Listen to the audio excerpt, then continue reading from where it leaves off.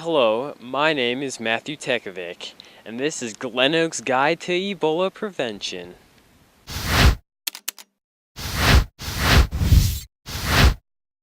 The country Ebola originated in, I believe it was around Africa, if I'm not mistaken.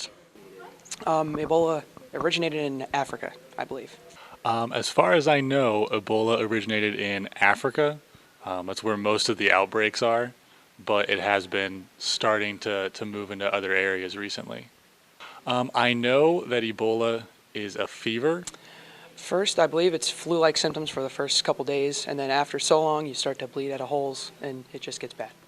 Bleeding and holes in your body are the symptoms of Ebola, if I'm not mistaken. Ebola actually has a really high death rate.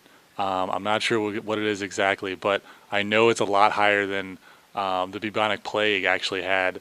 Not nearly as high of a death rate as Ebola does. I think getting in contact with Ebola would be from easily as just touching, because I've heard several different things, but I think it's to the point to where you could just touch someone, they get it. Yeah, planes are definitely a risk of getting Ebola because if you're all confined in one area, I feel like a lot of people would actually get it from that. Anybody that is sick, usually within about 6 to 16 days, you're still going to be contagious once you have started having that fever. If they're coughing around you, if you're sharing things with them, you can be exposed to it. If there is no immediate vaccines that you can give to people, you really have to quarantine off until they can fight it off for themselves and hope that they don't spread to more people.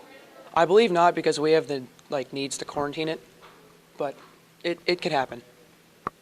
The treatment, as far as I know, there is not really a treatment that works every time. There are some experimental treatments that they're still trying, but as far as I know, there's not like a set treatment that they use for Ebola.